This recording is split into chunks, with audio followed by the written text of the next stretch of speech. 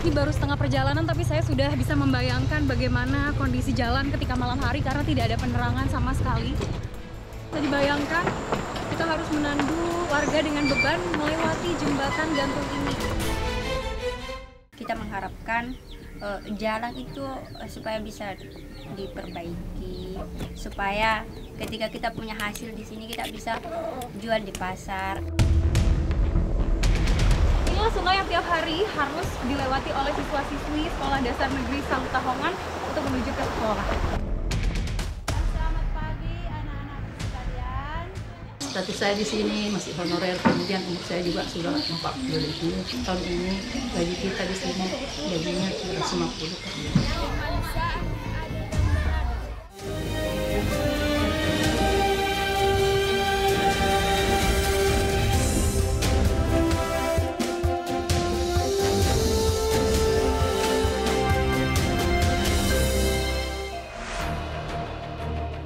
Tim Indonesiaku kali ini menyambangi desa yang berada di wilayah Kecamatan Malunda yang berbatasan langsung dengan Kabupaten Mamasa. Perjalanan kami dimulai dari Desa Kayu Angin. Desa terjauh yang masih sulit dilalui kendaraan roda 4. Ya, saat ini saya sudah menuju ke Desa Salutahongan di Kecamatan Malunda, Kabupaten Majene, Sulawesi Barat. Ini aksesnya luar biasa ya, sangat sulit sekali dan hanya bisa dilalui dengan kendaraan beroda 2. Sehingga memang harus sangat berhati-hati karena memang jalanannya cukup terjal. Jalan sepanjang 10 km menuju Desa Salutahongan merupakan jalan kabupaten.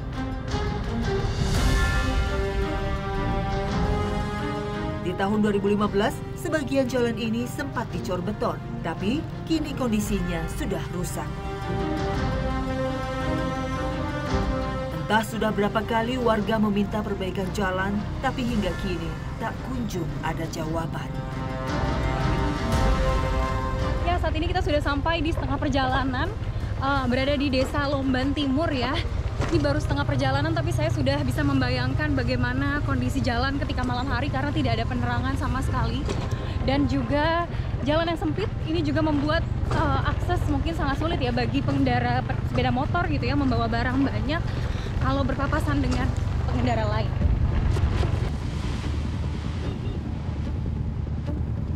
Sayangnya, setelah 7 km perjalanan, kami harus kembali melewati jalan yang sempit. Sepanjang 3 km menuju Desa Salutahongan masih berupa tanah merah.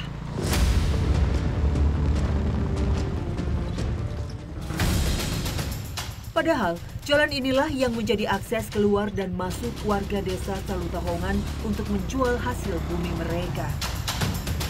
Kurang lebih 1 jam perjalanan, kami harus melewati jembatan gantung Pebulahangan yang menjadi penghubung Desa Lombang Timur dan Desa Salutahongan menuju Kecamatan Malunda. Jembatan sepanjang kurang lebih 60 meter ini dibangun tahun 1997 dan terlihat rapuh dan tidak layak pakai. Menurut informasi warga, beberapa orang pernah terjatuh karena papan lantainya patah karena lapuk. Namun, mereka tidak punya pilihan lain karena jembatan ini menjadi akses satu-satunya warga keluar dan masuk desa. Hingga saat ini, warga hanya bisa berharap kepada pemerintah untuk membangun jembatan permanen agar memudahkan warga membawa hasil panen mereka ke kota.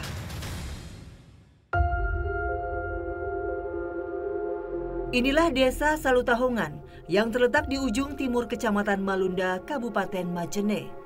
Menurut Indeks Desa Membangun, Desa Salutahongan masih berstatus desa tertinggal. Berada di ketinggian 800 meter di atas permukaan laut, warga menggantungkan hidupnya bertani dan berkebun. Padi, kopi, durian, sagu, dan kemiri menjadi penghasilan andalan mereka. Aku ngeri. Melewati jalan setapak dan tanah merah, kami pun harus fokus saat berjalan agar tidak terpeleset.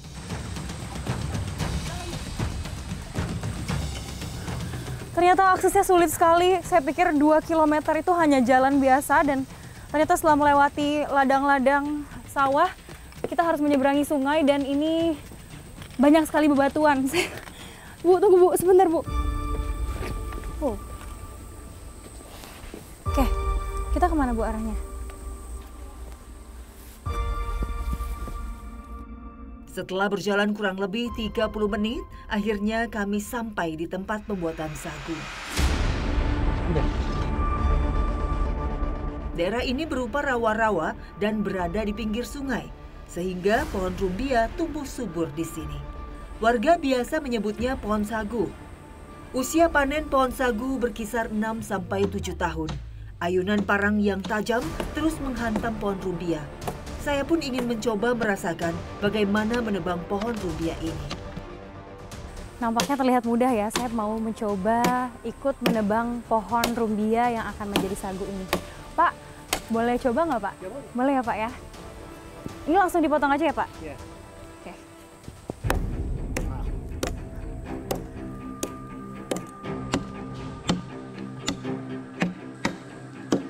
Terlihat mudah namun ternyata luar biasa membutuhkan banyak sekali tenaga untuk menebang pohon. Dan dari tadi saya mencoba nampaknya baru sedikit saja ya, jadi memang butuh tenaga yang banyak sekali untuk menebang satu pohon rumbia atau sagu ini.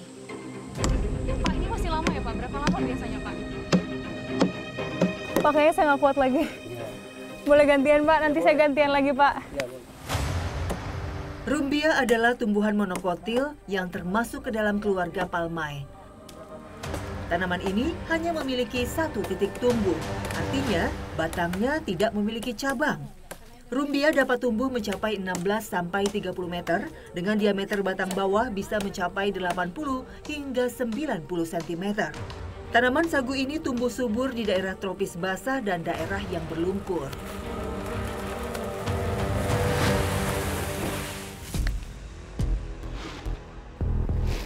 Pohon sagu yang telah ditebang kemudian dibelah menjadi dua bagian. Lalu, daging pohon sagu yang berwarna putih dikeruk dengan menggunakan alat yang terbuat dari bambu dan kayu. Biasanya warga menyebut sakung dan prosesnya disebut sumakung. Pukul terus-menerus sampai berbentuk serpihan kecil-kecil. Inilah proses pengambilan dari daging pohon rumbia. Ini memang prosesnya seperti ditumbuk-tumbuk ini, seperti ini. Dan saat ini saya sedang kecapean sekali ya Bu ya, karena ternyata membutuhkan tenaga yang banyak juga. Jadi memang prosesnya panjang dan ini baru proses awal ya Bu ya. Jadi memang baru awal dan kita lihat aja nanti berapa lama lagi prosesnya sampai selesai. Saat masa panen belum tiba, sebagian warga desa Salutahongan harus memutar otak untuk kebutuhan sehari-hari keluarganya. Salah satunya Ani. Membuat sagu menjadi pekerjaan alternatif untuk menambah pundi-pundi keuangan keluarganya yang serba sulit. Ibu capek ya Bu ya. Ibu tiap hari begini Bu. Udah berapa lama Bu? Kalau ada lagi yang nebang, kadang ikut. Kalau boleh tahu berapa Bu ininya upahnya kalau bantu-bantu gini Bu setiap hari? Ya, biasanya kita kerja tak 3 orang. Jadi kita dapat itu 6, bahkan sampai 10. Jadi kita bagi 3. 6 sampai 10 apa Bu? Kita dapat yang ini. Oh, dijualnya per apa sih Bu ini? Per kilo atau per apa? Per cetakan. Cetakan Iya. ya? Kan satu cetakan itu biasanya 3 susun. Kita jualkan itu ke warga sampai 35.000. 35.000 satu cetakan ya? Iya. Ibu sehari dapat berapa cetakan Bu? Kadang kita dapat 5. Berarti 150.000 ya Bu ya, kurang lebih. Itu dibagi-bagi juga? Iya. Oke. Kalau 2-3 orang berarti satu orang mungkin 50.000 ya Bu ya? Iya. Ini untuk kerja secapek ini Bu? Iya. Cukup gak Bu untuk biaya sehari-hari Bu?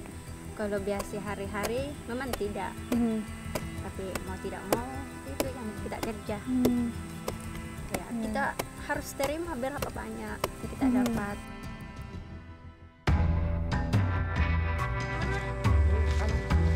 Ani pun tidak menyerah dengan keadaan. Apapun pekerjaannya, dia lakoni untuk menyambung hidup. Setelah terkumpul, serpihan daging sagu dibawa ke penyaring sagu. Serpihan daging sagu kemudian dimasukkan ke penyaringan. Proses pembuatan sagu salah satunya adalah melalui proses pemerasan. Sama seperti santan, jadi sari-sari dari pohon rumbia ini akan kita peras. Sekarang saya mengisi air terlebih dahulu, untuk selanjutnya rumbia ini akan diinjak-injak untuk mengambil sari-sarinya. Kemudian, serpihan sagu diremas-remas dengan menggunakan air.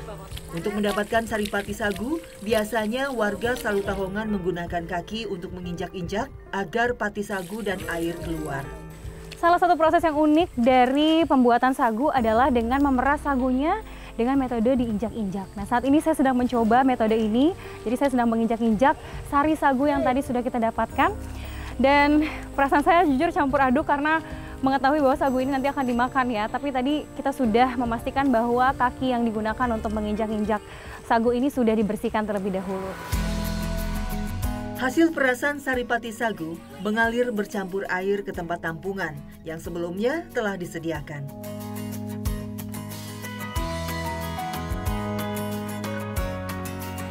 Setelah pati sagu terkumpul, lalu dipindahkan ke dalam keranjang yang terbuat dari daun rumbia. Tujuan menggunakan daun rumbia agar sagu cepat kering dan tahan lama sewaktu disimpan. Satu pohon sagu dapat menghasilkan 20 hingga 70 rantang tepung sagu. Namun, saat pohon rumbia yang semakin menipis, warga kembali terlunta mencari alternatif makanan yang lain. Salah satunya Bu Nida.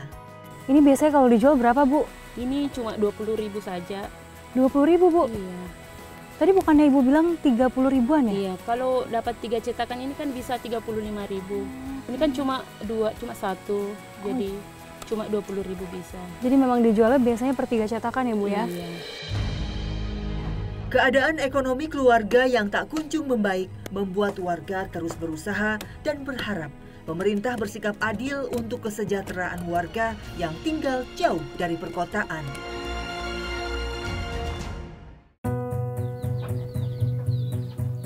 Kondisi ekonomi keluarga yang serba sulit mengolah sagu menjadi makanan menjadi salah satu cara untuk memenuhi kebutuhan perut mereka. Karena jarak pasar yang cukup jauh dari desa Salutahongan sekitar 12 km, warga biasanya mengandalkan bahan pokok yang bisa mereka dapatkan di sekitar untuk membuat makanan. Keterbatasan bumbu dapur membuat warga sering membuat olahan yang sederhana. Salah satunya pembuatan dange. Bahannya cukup sederhana, yaitu sagu dan parutan kelapa. Wah, ini udah matang. Setelah kurang lebih 2 menit, saatnya kue dange kami angkat.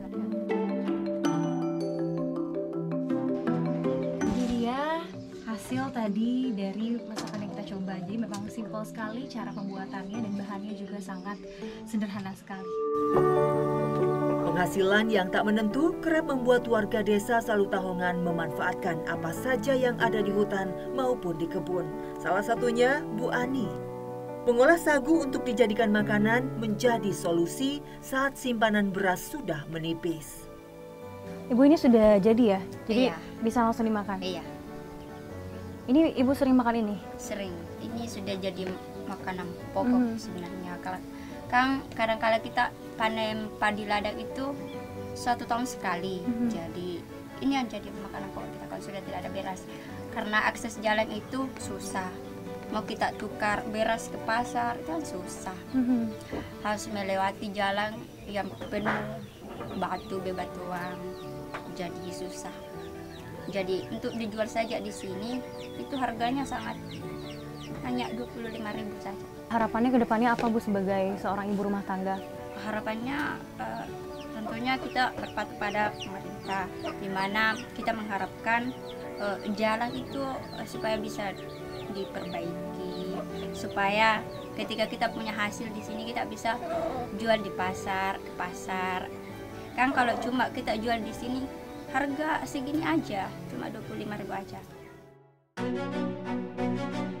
Jadi harapan saya selaku pemerintah desa, ya mudah-mudahan pemerintah kabupaten, pemerintah provinsi dan pusat memberikan semacam bantuan baik berupa transportasi jalan, kemudian jembatan, karena ini salah satu penyebab jalan dengan jembatan itu akhirnya pendidikan kami di sini masih minim. Inilah sungai yang tiap hari harus dilewati oleh siswa-siswi Sekolah Dasar Negeri Salutahongan untuk menuju ke sekolah. Ketika musim hujan, ada potensi sungai ini menjadi pasang.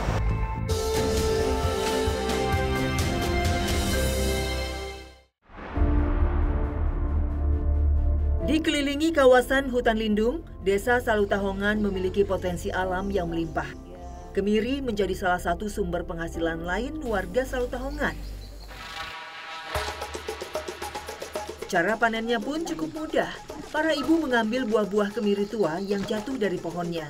Salah satunya Bu Erni yang sudah 15 tahun memungut kemiri. Kalau boleh tahu sehari biasanya dapat berapa, Bu?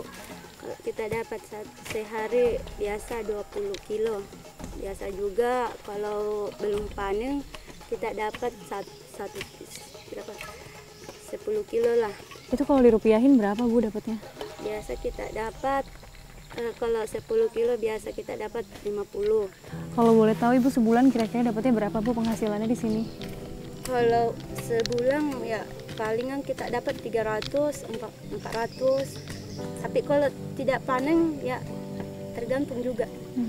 Ya harapannya supaya kita dikasih naikkan harganya supaya bisa membuat kecukupan buat kita, cukup buat kita sehari-hari lah.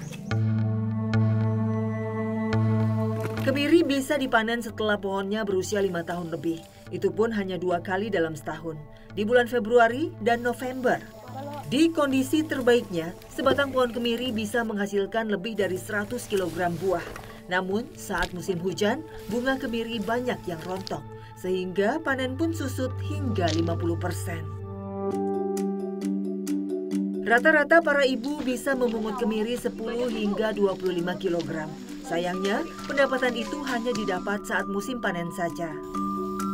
Hasil panen yang tak menentu membuat pendapatan petani berkurang. Itulah yang membuat para petani masih terbelit kemiskinan. Kemiri yang terkumpul lalu dibawa pulang. Sampai di rumah, kemiri harus segera dijemur agar tidak busuk. Penjemuran kemiri yang baru saja dipanen ini berlangsung selama 3 hari dalam kondisi hari yang terik. Namun apabila musim hujan atau mungkin mendung, penjemuran ini bisa berlangsung sampai 5 hingga 7 hari.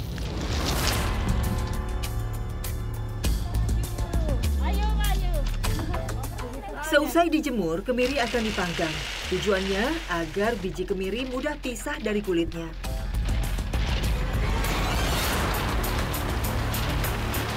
Lamanya pemanggangan kurang lebih 12 jam di atas panas bara api.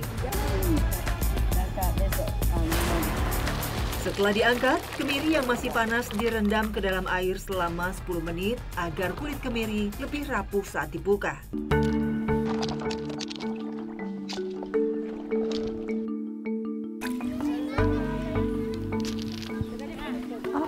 Ibu permisi. Kurangnya pendapatan membuat para petani harus bekerja serabutan. Berbekal batu dan penjepit, mereka memisahkan kemiri dari kulitnya. Inilah hasil kemiri yang telah dikupas kulitnya. Ada yang pecah-pecah seperti ini dan ada yang masih utuh berbentuk bulat buah kemiri. Di pengepul lokal, kemiri ini dijualnya disatukan ya, jadi tidak dipisah antara yang utuh dan juga yang pecah-pecah. Dan harganya itu sekitar Rp20.000 per kilogramnya. Padahal kalau di kota, kemiri ini akan dipisah ya dijualnya, jadi yang bulat ini akan lebih mahal lagi harganya. Ibu, setelah sudah ini kita apain lagi? Upah pekerja dibayar dengan cara bagi hasil, 50% pemilik pohon kemiri dan 50% pekerja. Sehari rata-rata satu pekerja hanya mendapatkan upah Rp25.000. Ini langsung disatuin aja Ibu ya? Kemiri kupas dihargai Rp20.000 di pengepul lokal. Padahal di Makassar bisa mencapai Rp40.000 per kilonya. Harga jual kemiri yang tidak stabil membuat warga sering mengeluh. Padahal kemiri Indonesia menjadi salah satu andalan bagi ekspor Indonesia ke mancanegara.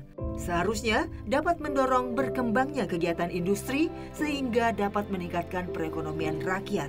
Warga pun hanya berharap pemerintah segera mengatur regulasi batas bawah sehingga petani tidak dirugikan. Terletak di ujung timur Kecamatan Malunda, Desa Salutahongan memiliki warga kurang lebih 1.300 jiwa. Berdasarkan data dari Kementerian Dalam Negeri tahun 2022, jumlah penduduk Indonesia meningkat mencapai kurang lebih 275 juta jiwa. Kurang lebih 24% diisi penduduk usia muda, 0 sampai 14 tahun.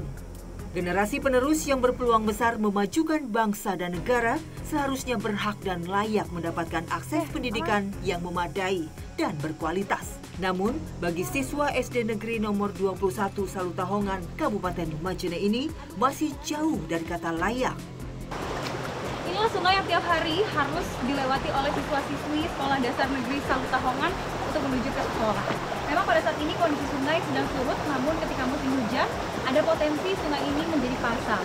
Dan dikhawatirkan karena sungai ini memiliki arus, maka arus yang datang dari hulu bisa saja mengalir ke hilir dan membahayakan siswa-siswi yang menyeberang saat mau berangkat sekolah.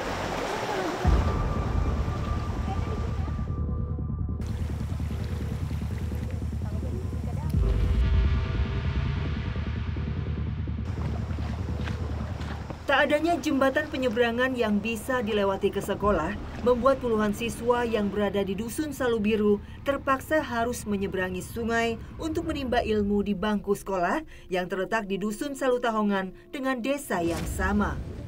Tak jarang saat mereka merasa tak mampu melewati sungai, puluhan siswa ini harus merelakan tertinggal pelajaran karena tidak masuk sekolah. Setelah berjalan kurang lebih 3 km dengan waktu tempuh kurang lebih 1 jam, kami tiba di Dusun Salutahongan, Desa Salutahongan, Kecamatan Malunda. Tahun 2021, gedung SD Negeri nomor 21 Salutahongan roboh diguncang gempa dan saat ini telah selesai dibangun. Assalamualaikum warahmatullahi wabarakatuh.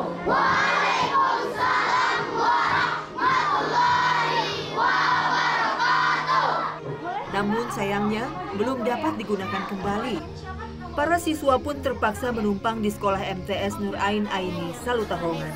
Bahkan ada yang menumpang di rumah-rumah warga agar mereka tetap bisa belajar.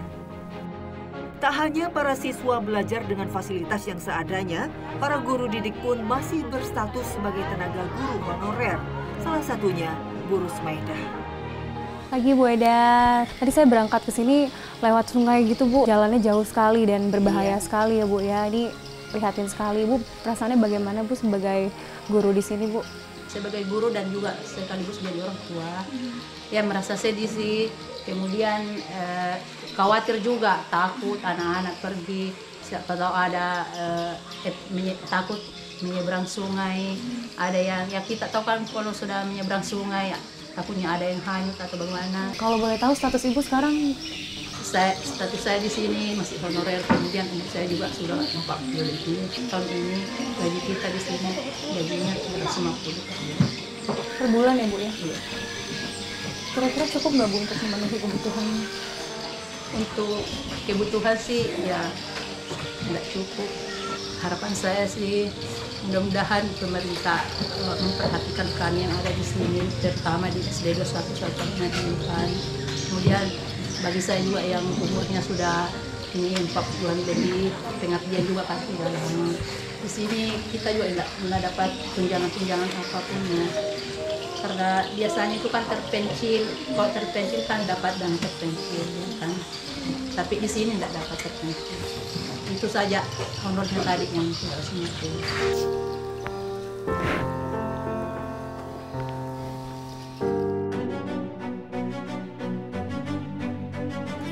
Hampir 20 tahun mengajar, namun Bu Rusmaidah masih berstatus guru honorer. Sebagai pendidik yang bertugas mengarahkan anak didiknya menjadi seorang yang berguna bagi bangsa dan negara, sudah selayaknya mendapatkan penghargaan yang lebih dari pemerintah. Penghasilan yang pas-pasan sebagai guru honorer tentu sangat berat untuk mencukupi kebutuhan keluarganya.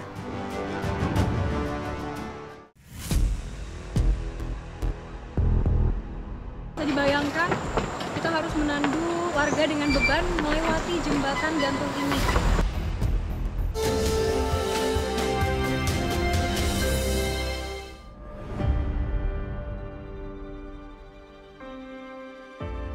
Berstatus desa tertinggal, warga desa Salutahongan dan desa Lombang Timur berharap memperoleh hak yang sama. Apalagi selama ini mereka hidup serba terbatas, termasuk ketika jatuh sakit. Fasilitas kesehatan di puskesmas pembantu yang kurang memadai, sehingga pasien dengan keluhan berat serta pasien hamil dengan resiko tinggi harus dilarikan ke puskesmas. Sementara puskesmas berjarak sejauh sekitar 10 km di kota Kecamatan Malunda. Biasanya memang tandu ini adalah satu-satunya alat yang bisa digunakan untuk membawa warga yang sakit keras ataupun akan melahirkan. Dan ini adalah satu-satunya cara warga yang bisa dilakukan untuk membawa pasien tersebut. Warga bergotong royong bergantian menandu pasien. Menurut informasi warga, saat ditandu ada beberapa pasien hamil yang melahirkan di jalan. Bahkan ada pasien dengan kondisi sakit keras meninggal dunia karena terlalu lama tidak mendapatkan pertolongan.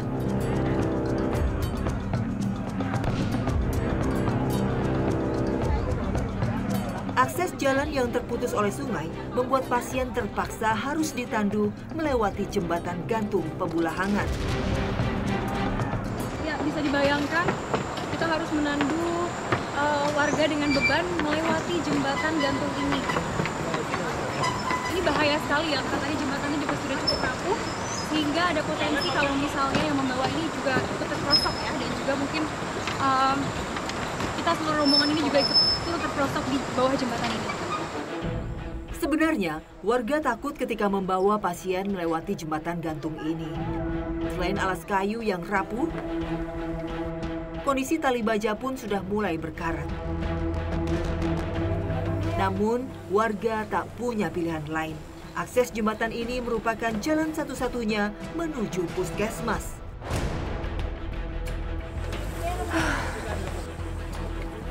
Warga hanya bisa berharap mendapatkan hak dan perlakuan yang sama dari pemerintah, agar mereka mendapatkan fasilitas jembatan yang layak, jalan yang baik, dan fasilitas kesehatan yang memadai saat mereka jatuh sakit.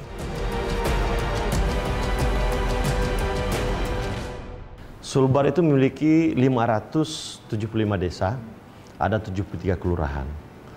Salutahongan adalah salah satu desa dari 575 desa.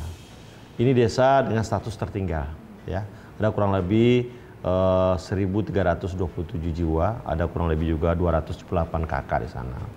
Memang persoalan utamanya hampir di semua desa di Sulbar itu adalah persoalan infrastruktur, ya. Khususnya jalan dan jembatan. Nah, persoalan yang paling mendasar juga adalah hampir kebanyakan desa yang ada di Sulbar itu berada dalam kawasan hutan lindung. Ya. Ini latar belakangnya harus kita gali, kenapa hadir di hutan lindung. Ini perdebatan yang selalu panjang dari dulu, apakah hutan lindungnya duluan datang atau masyarakat sudah ada di sana. Ini saya menyebabkan apa? Kita tidak bisa membuat pembangunan yang lebih fleksibel di sana. Karena pembangunan harus minta izin ketika membangun di kawasan hutan lindung. Nah, itu kenapa kita meminta sekarang mendata secara detail Sulbar 575 desa ini. Kita punya program data desa presisi, ya. Salutahongan insya Allah masuk ke batch 3 ya besok, dan itu adalah bagian dari rencana besar kita untuk memastikan infrastruktur itu tepat, dan juga untuk memastikan ketika dia melewati kawasan-kawasan hutan lindung tentu harus ada koordinasi dengan Kementerian Pusat.